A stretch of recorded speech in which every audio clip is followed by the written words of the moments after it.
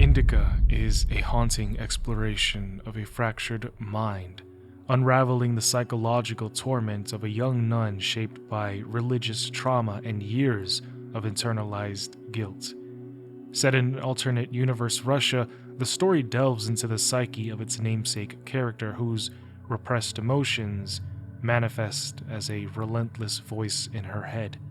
This voice is both her tormentor and a reflection, capturing a dark depiction of schizophrenia with the highest degree.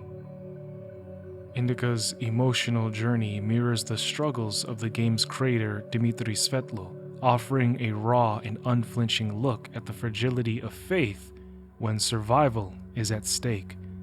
The game exposes the devastating weight of belief systems that confine and suffocate rather than uplift.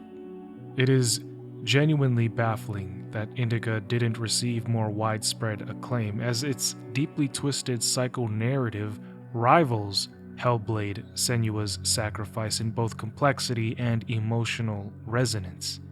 Many fans would even argue that Indika surpasses Hellblade in its portrayal of schizophrenia, presenting it with an unfiltered depth that feels disturbingly real.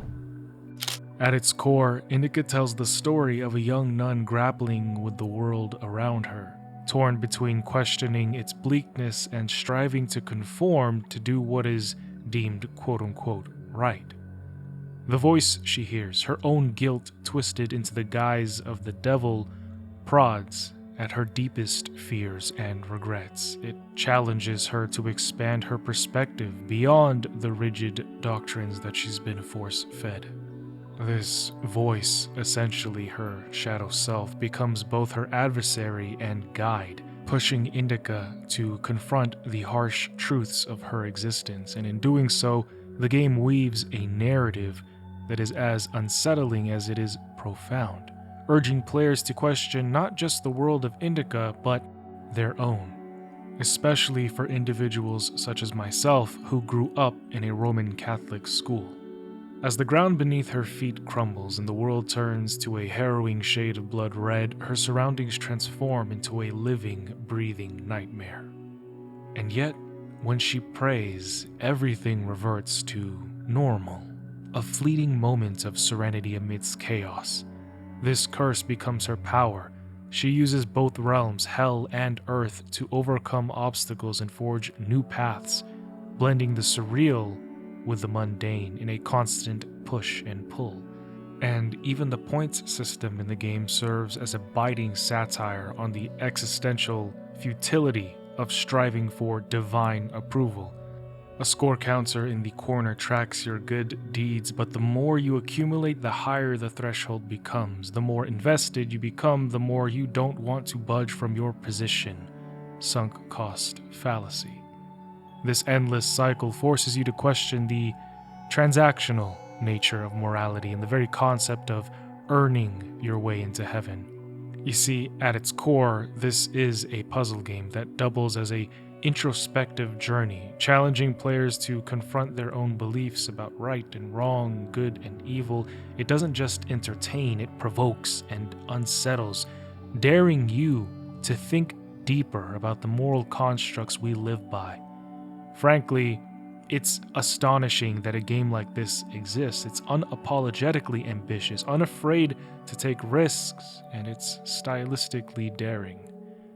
The bold decision to alternate between hyper-realistic, cinematic visuals and pixelated retro-style graphics underscores the thematic contrasts, creating a rich and thought-provoking experience that will linger with you after you play and finish the game. But this actually makes perfect sense because Dmitry Svetlo grew up around Orthodox traditions in a place that weaponized religion for control.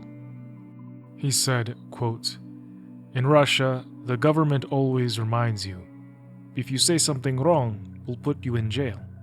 I didn't feel comfortable living in a place where I was threatened like that. And it makes organic sense that a developer would create a game and put his soul into it because games are essentially messages and art put out into the world. And the way they layered Indika's character and constructed her environment to mirror all this chaos and oppression deserves a complete breakdown and analysis. Initially, I planned to focus solely on the fractured mind of Indika herself, but I realized that only exploring her psyche would leave you with only half the picture. To truly grasp the broken world Indika is condemned to, we need to uncover the full story and journey behind her torment. But make no mistake, this is still a psychoanalysis of Indika. I won't just explain what happens, I'll dive into real-world psychological theories that substantiate everything unfolding in this dimension where religion is the sole truth and mental health is condemned as the devil's work. So, welcome to the schizophrenic psychology of Indika. Spoilers and disturbing themes ahead. If you enjoy these psychological deep dives into video game characters, subscribe. Like the video if you liked it, dislike if you don't. All engagement is engagement. Inside the cold gray walls of the convent, life for Indika is a meaningless set of repetitive tasks that she performs almost on autopilot. They say an idle mind is the devil's workshop, so Indika has to frequently keep the devil at bay, so to speak. She does so by clutching her rosary to the point where her hand bleeds. In the monastery, faith isn't a source of peace but a tool of control, and Indika obeys despite the voice in her head telling her why she doesn't need to, why it doesn't make any sense to. Bring some water. Indika didn't understand why she needed to retrieve the water from the well if there was a pump next door that took it from a sacred spring. She didn't understand why drinking from the spring was allowed, but cooking soup was a sin. She's given menial tasks to occupy her time and essentially keep her away from the other nuns. Maybe it's because they sense her doubt or the quiet rebellion that hides under the practiced obedience. Whatever the reason, Indika is alone, surrounded by women who judge her just as much as the god they claim to serve. It's clear that this convent isn't a safe space or a sanctuary, but a prison where you're kept in perpetual guilt and self-hatred, which Indika does have a lot of, whether it's guilt over finding holy tasks useless or something far worse in her past. This guilt combines with many other traumas and illnesses she already has, and the resulting voice gives her holy or unallowed thoughts shape and edge. From the beginning, players assume this voice is the game's narrator because any gamer is naturally accustomed to hearing narration and thinking it's only that and nothing more. But as we go on, we see that the game's narrator isn't talking to us. It's actually speaking to Indika. But Indika has no explanation for why this is happening because in her world and in her time, no holy or even scientific text has ever explored this phenomenon, at least yet.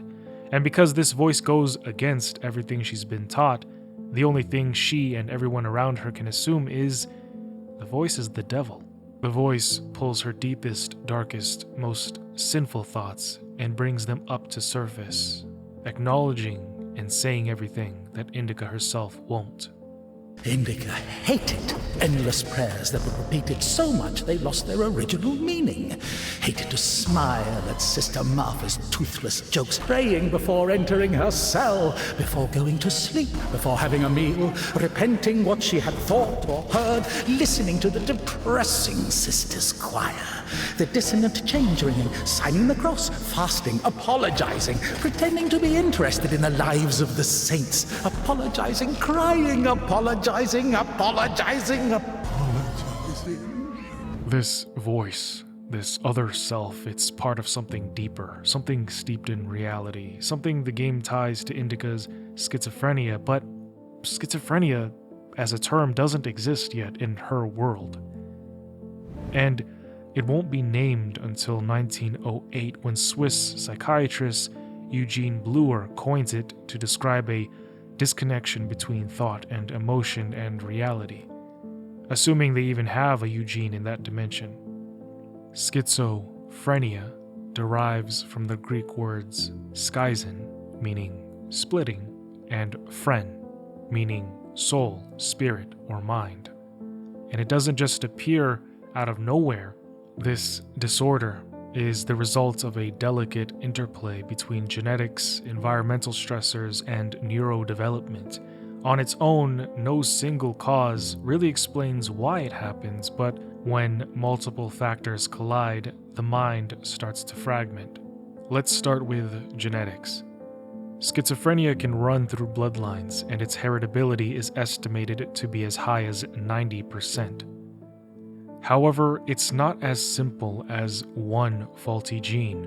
Researchers believe multiple genes contribute to a person's vulnerability, each one a small piece of a larger puzzle. A person might carry this genetic predisposition for years, silently, without symptoms, until something happens. That something usually comes from the environment. Stressful life events, trauma, abuse, neglect, or even profound grief can act as triggers, pushing an already vulnerable mind past its threshold. Childhood trauma, especially, can be responsible for the development of schizophrenia. Experiences like abandonment or incredible loss during formative years can fundamentally alter brain development, wiring it to respond differently to the world. And this makes sense given Indika's past, which we will explore further in a moment. For many, all it takes is one shattering event, a moment of extreme stress or trauma that acts as a final push. Your brain doesn't create schizophrenia out of thin air, but it can unlock what might have already been there. In Indika's case, we don't yet know what this event might have been, but her isolation, her shame, and the guilt she carries point to a life weighed down by relentless stress and emotional turmoil.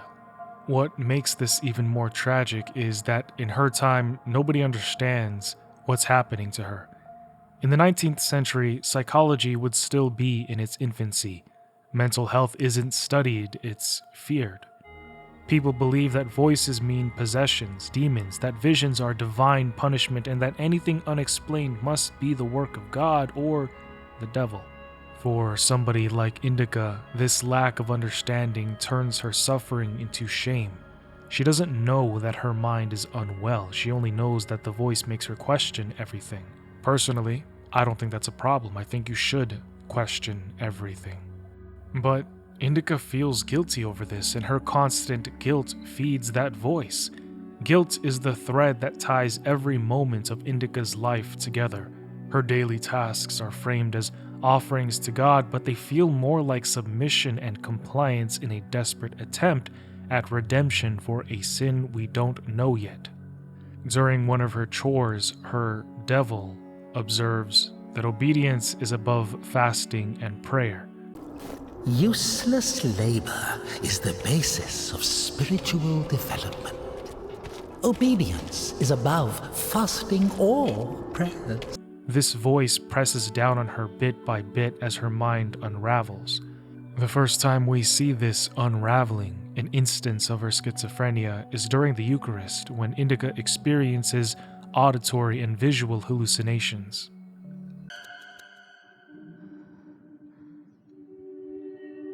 Servant of God, Seraphim, I shall go. God and Savior Jesus Christ, for absolution and life eternal.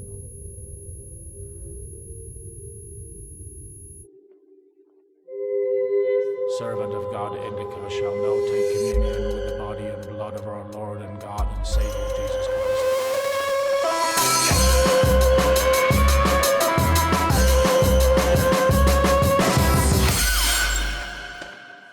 She stumbles, knocking over a priest in front of everybody. The air is thick with shock and disapproval, but the consequences are not what she expects. She isn't outwardly punished or berated or banished. She's simply given a task: deliver a letter to Father Herman at the Danilov Monastery. It seems simple, a quiet errand, a small act of service, and it kicks the story into motion. But now she is about to step beyond the walls that have confined her both physically, spiritually, and mentally, and she doesn't know that she's about to walk into a world as bleak and fractured as herself, where survival, guilt, and faith would collide. As she departs the convent, the striking duality of her mind is brought to life through a masterful visual style, seamlessly transitioning between what appears to be her personal hell and the tangible reality of Earth, when the world around her fractures and shifts, breaking apart into a blood-red, apocalyptic, almost otherworldly, ethereal landscape. The devil's voice grows louder and more invasive, its presence impossible to ignore. It is in these moments that her innermost thoughts are laid bare, exposing the depth of her torment. The only reprieve, fleeting and fragile, comes through whispered prayers, temporarily silencing the chaos within. This interplay between her internal and external realities creates a deeply unsettling yet mesmerizing narrative, blurring the lines between psychological anguish and the spiritual battle for Indika's soul. And each time Indika prays, she clutches her rosary so tightly that her hands bleed. It's a tiny detail, but it speaks volumes about her state of mind. It's brilliant, but at this moment, she's using physical pain to silence the voice of the devil. And so, from a religious perspective, this act mirrors the idea that suffering is salvation. Pain deepens devotion. Indika has been conditioned to believe that pain purifies, that by hurting herself, she's atoning for her sins and drawing closer to God. But this is also a delusion. The bleeding hand doesn't offer peace, it offers control. And the sting of the rosary grounds her, giving her something immediate and tangible to focus on when her mind threatens to spiral, when the schizophrenia episodes take over. And it's sad because, again, this reveals the contradictions of her faith. The very thing that's meant to save her has turned into a ritual of self-punishment. For her, this small suffering feels deserved, like penance for sins she can't forgive herself for. And then, when the world shifts back to its normal state, it's like she's convincing herself that the act of prayer has any power over the voice. In a way, she's gaslighting herself, clinging to the idea that obedience to God can and will restore order, even if deep down she knows it's only a temporary illusion. And as we go on, you'll see how Indika has moments where she abandons faith and opts for practicality instead. Indika doesn't possess unwavering faith. If she did, she wouldn't challenge everything through the devil's voice. Her faith is hollow, a mere echo of teachings she's absorbed but never internalized. It's not belief that drives her prayers, it's survival. However, it's not just the splitting between earth and hell that unsettles, it's the other details scattered throughout the world. Oversized dogs with piercing eyes, massive fish that seem impossibly out of place. Even the cans to store the fish are gigantic. Now, knowing that this is set in an alternate reality, it could just be part of that surreal world building. But I have another theory. The oversized and bizarre things that we see in this world reminds me of Alice in Wonderland syndrome, a neurological condition that distorts perception. Individuals suffering with this syndrome often see the world in strange and distorted ways, objects appearing far larger, impossibly larger, or smaller than they actually are, and they feel constantly disoriented. This sense of unreality mirrors Indika's world, where oversized animals and chaotic shifting landscapes pull her deeper into a dreamlike place where nothing seems to make sense. As Indika continues her journey, she would come across a strange and unhinged scene. A train wreck on cracking ice, with a man impaled by an iron rod calmly listening to music before sinking into the icy waters. Just moments earlier before this, though, Indika barely escaped being shot at, and yet, in that instance, she doesn't really react. Her lack of response isn't bravery or shock, it's numbness. This emotional detachment is a common response to long-term trauma or guilt, where the brain dulls feelings to protect itself. Barely flinching when getting shot at and watching another person die indicates that Indika has already seen things far worse, and violence is something she's come to accept as part of her reality. But despite all she's experienced, she still hasn't stopped to question what kind of God would allow so much suffering. How and why is this God's plan? At least she wouldn't ask these questions yet. Later, as she moves on, she would come across a cabin. As she gets close, she hears a terrifying, blood-curdling scream and runs toward it. But suddenly, the devil's voice in her mind commands her to stop, and she listens. She freezes. In this moment, I realized something new. Indika doesn't simply hear the voice in her head. She can interact with it. The devil's voice isn't just tormenting her, it's actively guiding her decisions. This moment marks a shift, showing the growing influence of the voice and raising the question of who or what is truly in control of her actions. Peeking into the room to see what's going on, the scene is pretty clear. A woman is being assaulted by a soldier. Indika wants to help, but the devil's voice asks her, "Do you want to help or do you want to be the hero?" When the scene takes a darker turn, and it's revealed that the woman is enjoying herself, the voice tempts Indika further. Listen to her. Doesn't like getting abandoned in the middle of an act. What? Did you see the size of that thing? Maybe you wanted to join them. This line cuts deeper than simple provocation. The voice reflects the intrusive thoughts that Indika can't control, pulling out her darkest, most repressed desires that she's too ashamed to feel. It is in this moment that we clearly see early signs of Indika's sexual repression, a conflict between her natural human instincts and the harsh teachings of religion that labeled such thoughts as sinful.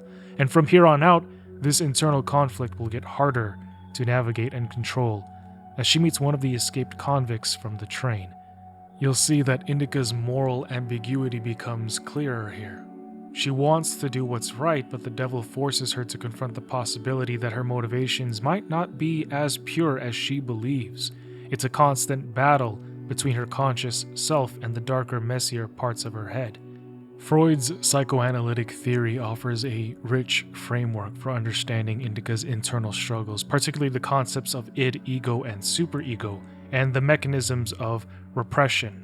You see, in Freud's view, the id is part of the psyche driven by primal instincts and desires, often in conflict with the superego, which represents the internalized moral and social codes instilled by authority figures and culture.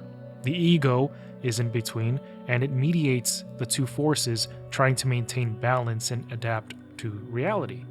Indika's internal conflict is a vivid depiction of these dynamics.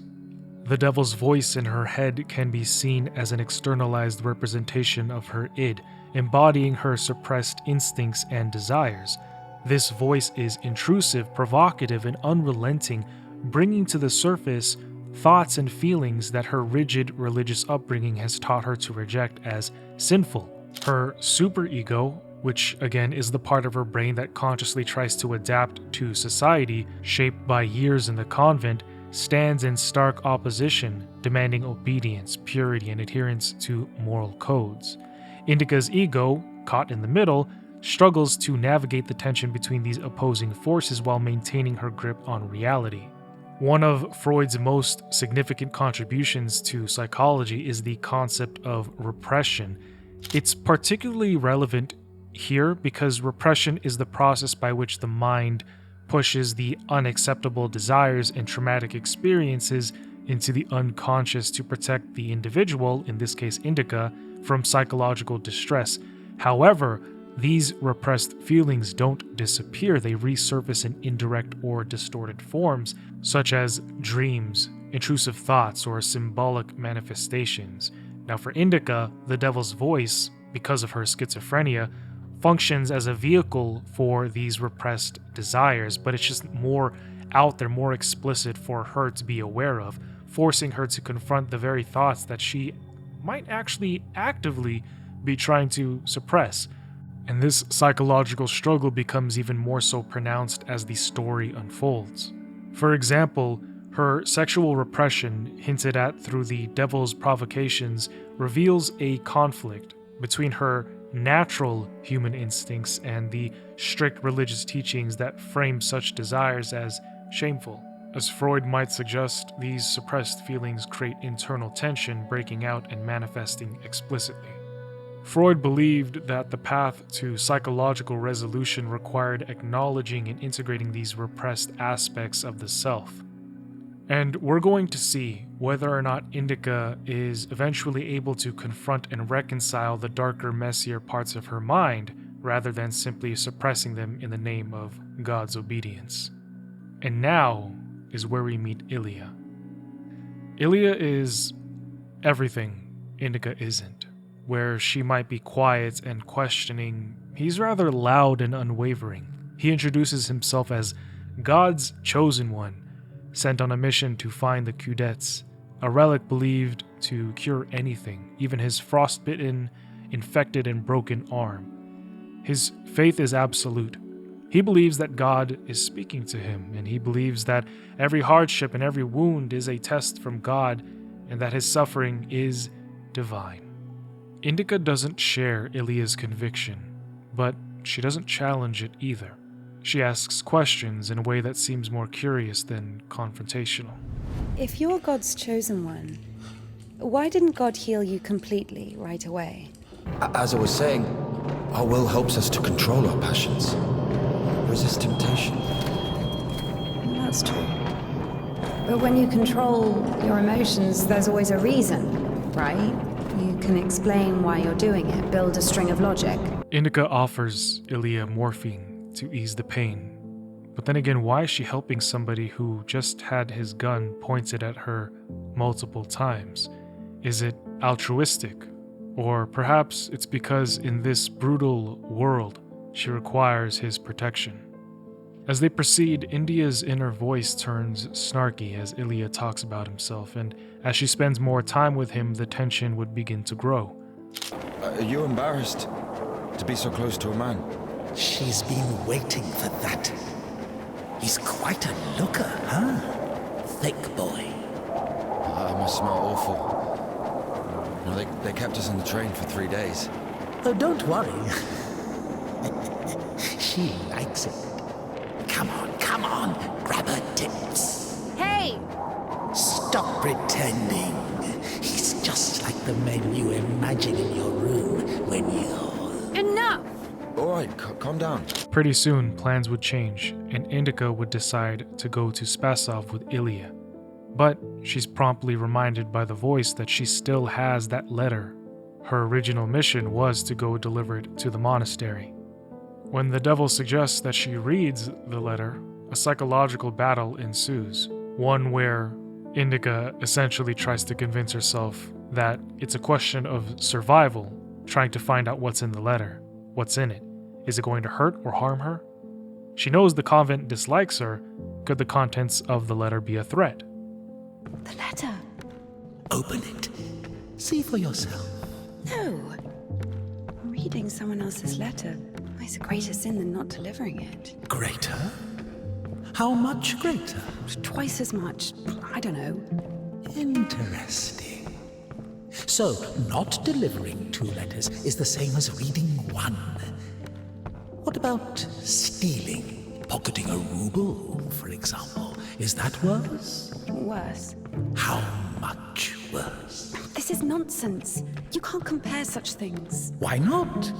The priest imposes a different penance for different sins, and since you know for sure which is better or worse, there has to be a way of measuring. Then let us say that stealing is 10 times worse than not delivering a letter. What about murder? Let us put that at 1,000 letters. That would mean that if a postman were to lose a sack full of letters, we'd have a murderer. Although, maybe there should be a bulk discount. You are not scared of the sin. You are scared of the letter.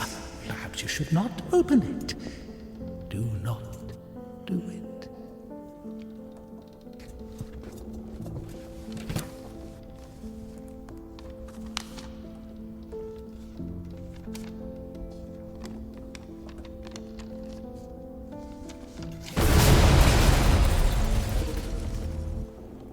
She chooses survival over faith or duty and opens the letter. Instantly, the scene turns hellish.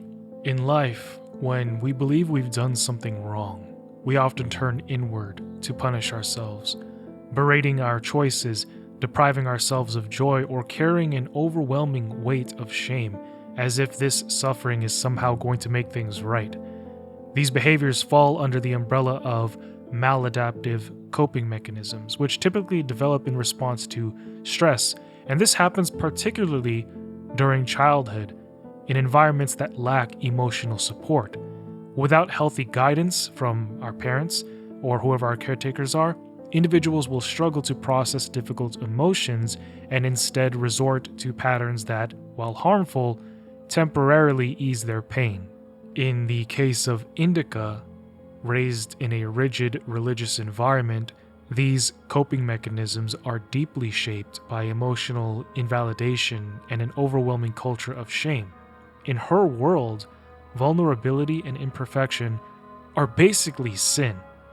And then back in real life, children raised in such environments are often taught to suppress their emotions while perfection is demanded as the bare minimum. And this creates a toxic cycle. Feelings of inadequacy which feed into shame, and shame in turn fosters self-punishing behaviors.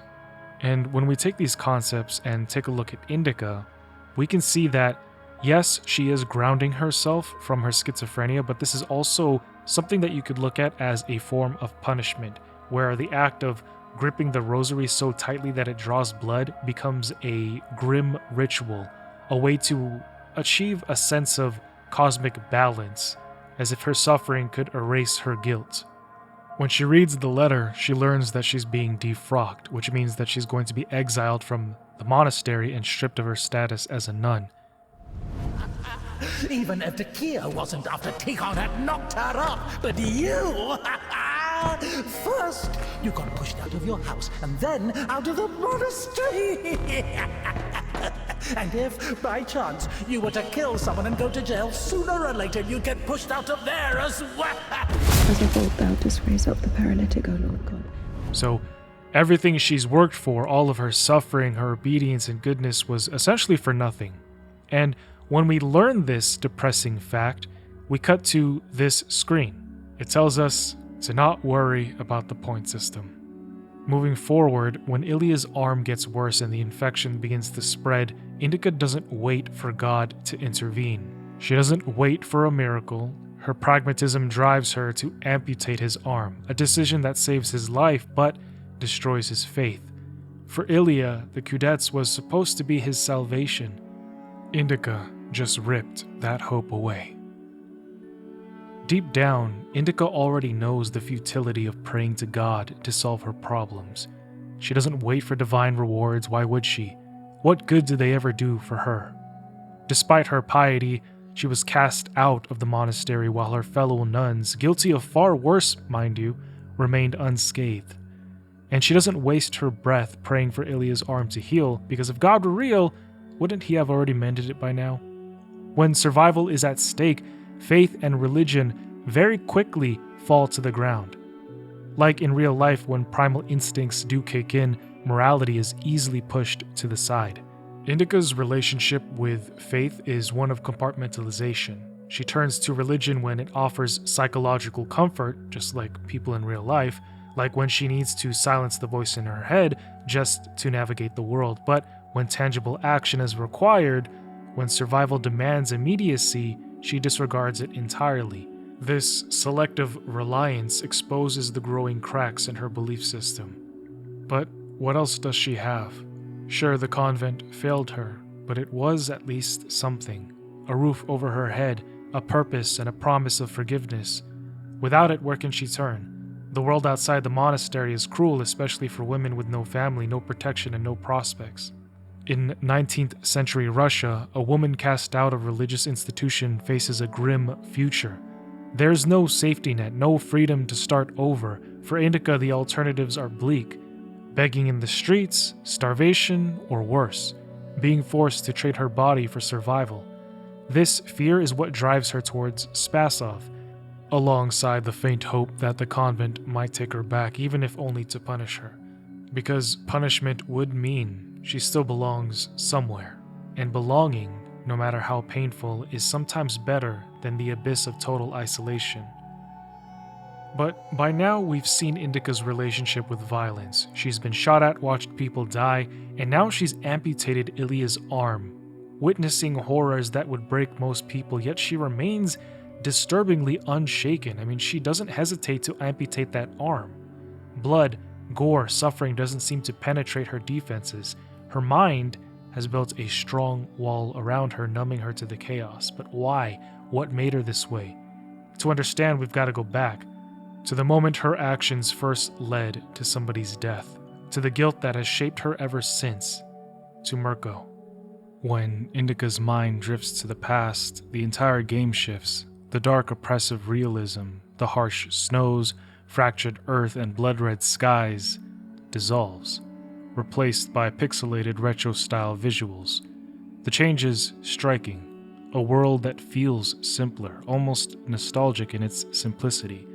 But this isn't just a stylistic choice, it's deeply psychological. For Indika, the past doesn't carry the same oppressive weight as her present reality does. Her memories are fragmented and distorted, simplified like an old story she's retold herself countless times, each retelling an attempt to make sense of it all. The pixelated visuals reflect this sense of detachment, capturing how the past feels both distant and strangely softened, a stark contrast to the vivid, suffocating intensity of her current world. The first time we see Mirko, he's trouble, and Indika knows it. He steals a bike from her and then speeds away like a figure torn from the stars, reckless, free, and alive in a way that Indika has never been allowed to be. And yet, when he comes back, something changes. Sitting with him on the roof under a starry sky, listening to the music he says that he wrote for her, Indika feels something that she's never felt before: choice. At the lake, we see their relationship unfold, playful, impulsive, and tinged with danger. Mirko dares Indika to cross the lake without wetting her skirt. If she succeeds, he'll owe her a flute. If she fails, she's gotta kiss him. When Indika triumphs, Mirko shatters the moment of victory by pushing her into the water and laughing as he jumps in after her. And when they kiss, Indika tastes freedom for the first time. Real freedom. Wild, reckless, and forbidden. It's the first thing that she's purely done for herself, untethered from her father, or the suffocating expectations of the world. The pixelated graphics give these moments a feeling of innocence, making them seem like they come from a simpler, easier time. When Indika thinks back on this time, what she sees is probably this: the retro visuals that soften the harshness of her memories, turning something messy and painful into a version that feels easier for her to handle, less overwhelming. Because the reality, we soon discover, is too devastating to see clearly. Mirko, with all his charm and charisma, is deeply flawed. He steals bikes, he steals money, he lives impulsively, recklessly, without a care for consequence. And yet it is precisely this recklessness that draws young Indika to him. Mirko offers her an escape from her father's control, from the crushing rules of obedience, from a life she never chose. After spending the night together, Indika panics, her conscience tearing at her. She is, after all, technically engaged at this point, to a man that her father chose for her. But Mirko would offer her a way out, saying that they'll run away together, start over in the city, and leave everything behind. To fund their escape, he asks for keys to her father's shop, intending to steal enough money to give them a head start. Reluctantly, Indika agrees, but that's when things go wrong. Mirko is caught in the act, cornered by her father with a shotgun raised, and the moment of reckoning would come. Her father demands an answer, "Do you know this boy?" And Indika denies him not once, not twice, but 3 times she said she doesn't know him. Now, why does she betray him? Maybe it's fear. Fear of her father's wrath, fear of the shame that would follow, fear of her secret being exposed, or maybe it's guilt. A desperate attempt to undo the sin she committed with Mirko, to erase what she allowed herself to feel. By denying Mirko, Indika isn't just protecting herself, she's trying to bury her desires, her rebellion, her shame. She believes that if she pretends it never happened and got rid of the evidence, the sin might vanish too. However, it doesn't. Mirko is blasted before her eyes. His body crumples to the ground and Indika is paralyzed, watching in silence. But the pixelated visuals of the flashback blur the horror, making it feel surreal and distant, like a memory she's trying to detach from. But the emotional impact does cut through, and something inside Indika breaks at that moment. Mirko's death becomes the foundation of her religious guilt. It's not just his death that haunts her, it's her betrayal. Her failure to admit that he mattered, to act and save him, to take responsibility. This unresolved guilt festers, creating a fertile ground for the devil's voice to take root.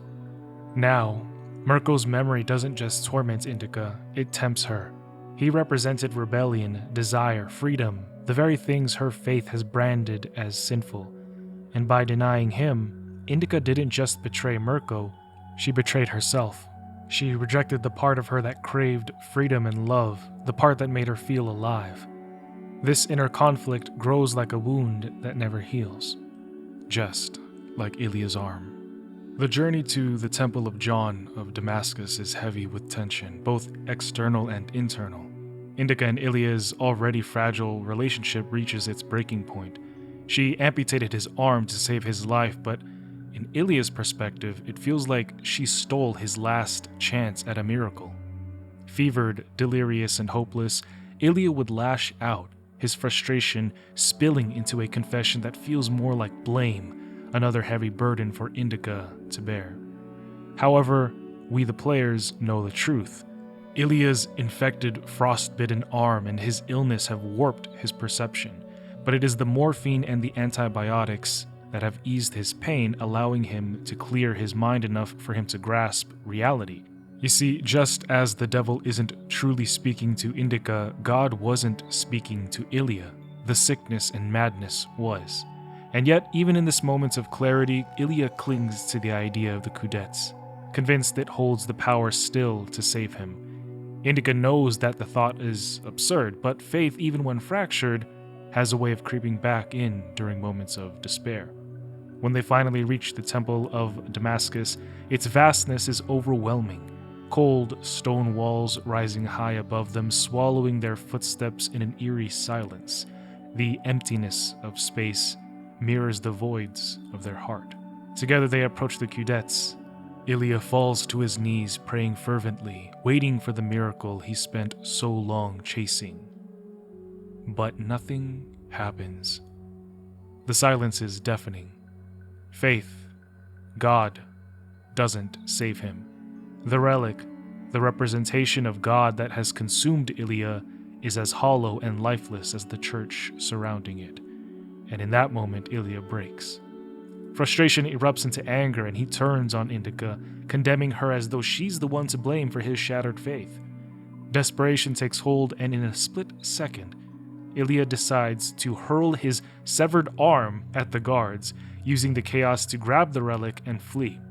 And he abandons Indika without a second thought, just like Indika did to Mirko.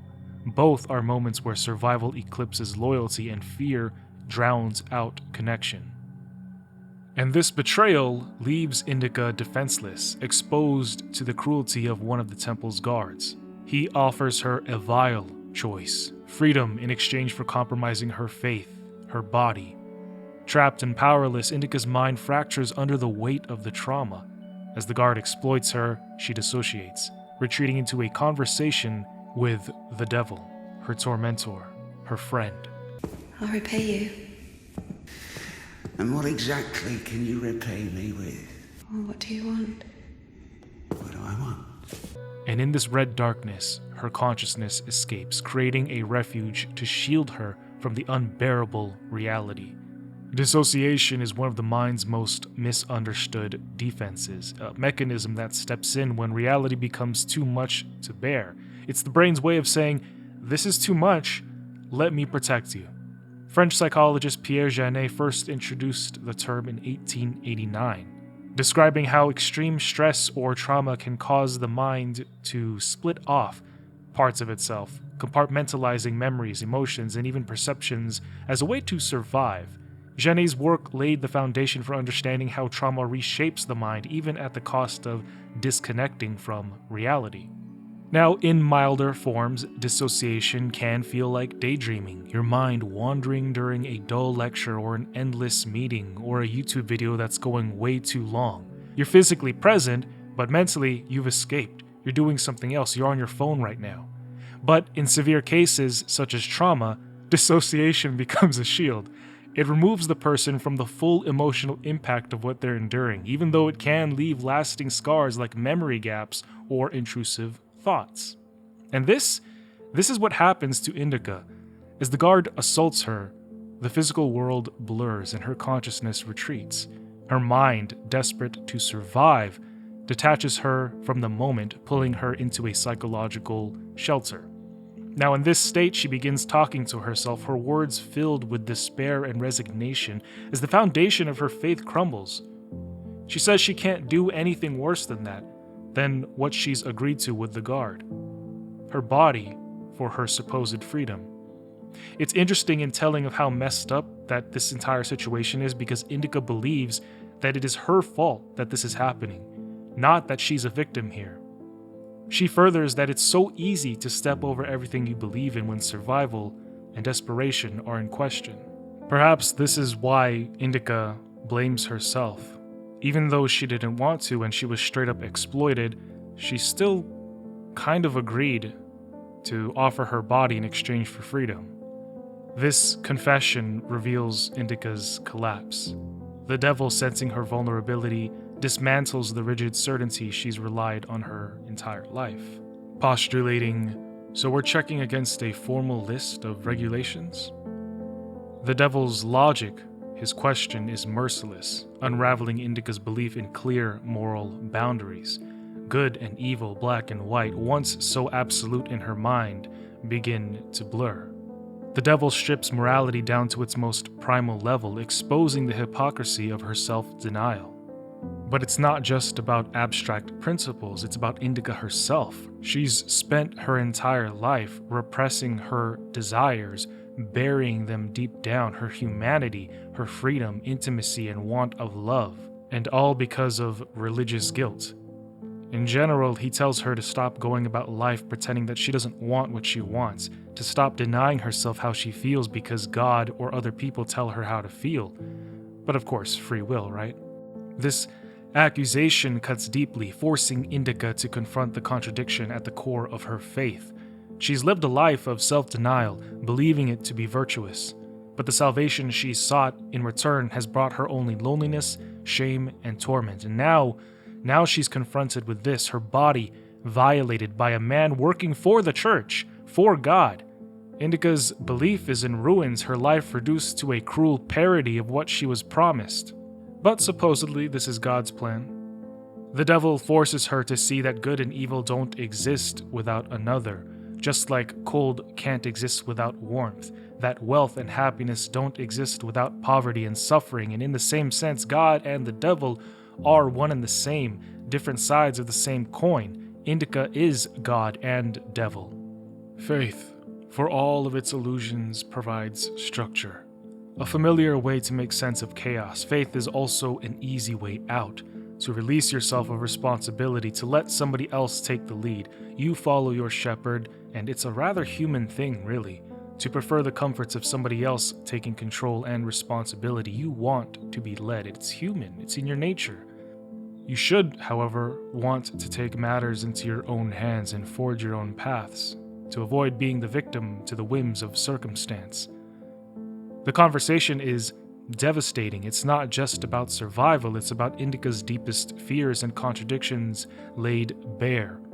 And that truth is what makes this moment hauntingly tragic. And yet, when all is said and done, Indika's faith endures still, frayed, but still unbroken. It's an illusion she clings to even as her faith begins to shatter.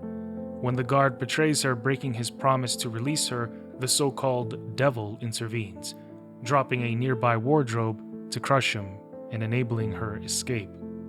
But in reality, it's Indika herself acting in a dissociative state who does this. Despite the trauma she endures and the cracks forming in her mind, Indika remains trapped in her delusion. Her distorted sense of belief, however fractured, continues to function as a means of her survival. At the center of this moment lies belief perseverance, the inability to abandon a belief even in the face of clear evidence that contradicts it. For Indika, her faith provides the illusion of control in a world where she feels utterly powerless. In her interactions with the guard, she's consumed by rage. She wants to scream, to fight back, to destroy him. But these actions would break the identity she spent her life maintaining, one rooted in obedience and restraint, to be seen, not heard, and to fall in line, not thinking outside the box. So, when the wardrobe falls and the guard bellows, Indika can't see that it's her doing it. It wasn't her. She would never commit such violence. It was the devil. In attributing the act to an external force, she shields herself from the horrifying reality of her own actions, allowing her to preserve her belief system. This is cognitive dissonance. Indika's mind can't reconcile the brutal acts she's committed with the teachings that have defined her life.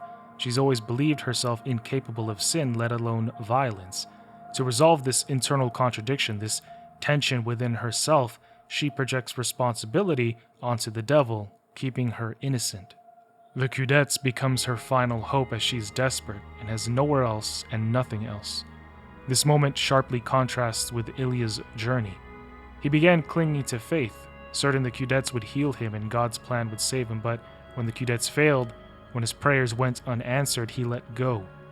For Illya, the disillusionment was immediate. He abandoned his faith, choosing instead to pursue something tangible and practical. Kind of. But it was something that he chose and wanted for himself. So he stole the relic, sold it, bought an instrument he could, quote-unquote, play with one hand.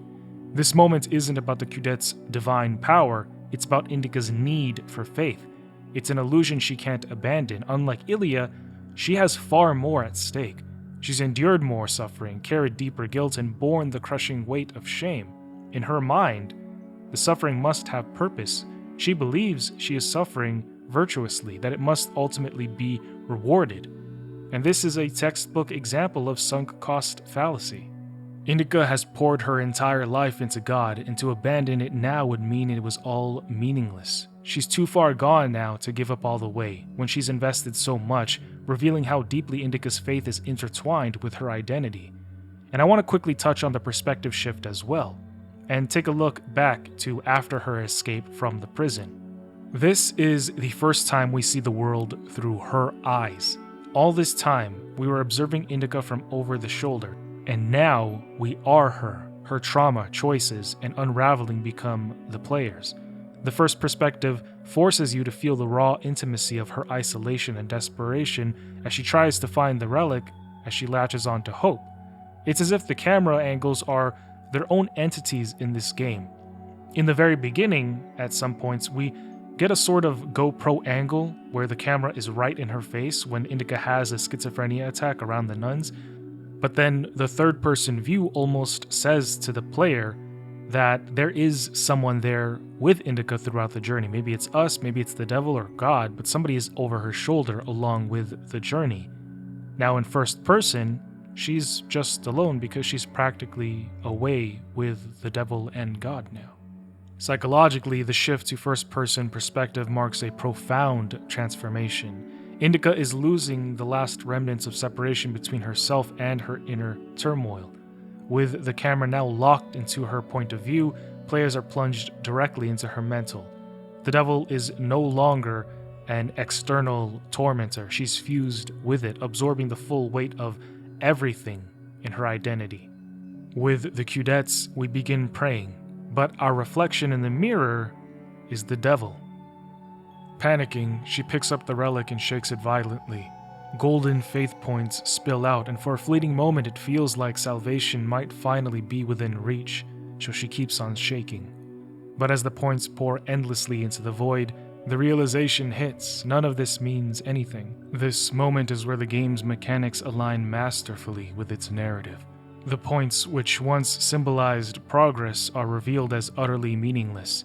They represent an endless loop of shame, repentance, and guilt, offering no real salvation or resolution.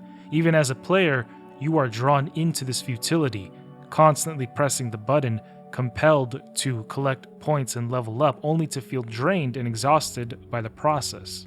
This system critiques the real-life pursuit of faith, portraying it as a bottomless pit that demands more and more while giving nothing in return. Eventually, the relic opens, revealing its hollow core.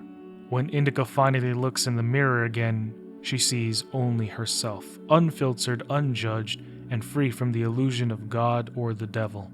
For the first time in forever, her reflection isn't distorted by her guilt or beliefs. It's simply her. As she processes this revelation, her rosary falls to the ground and shatters, symbolically releasing her from its grip. But this newfound freedom comes with a terrifying question. What now? In this bleak and unforgiving world, what awaits a woman like Indika? With no protection, no purpose, and no guidance, even without God or the devil, she still carries the scars of her trauma, her unresolved guilt, and her schizophrenia. The battle with her mental disorder hasn't vanished. If anything, it looms even larger now, stripped of the religious lens that once helped her make sense of it. How will Indika face these challenges? Without the structure of faith to ground her, to give her protection, to give her a place to stay, live, and eat, what will anchor her as she navigates the world which has shown her nothing but cruelty? And when the world gets to her, how are they going to treat her? Perhaps she's going to receive the same treatment that Alice did.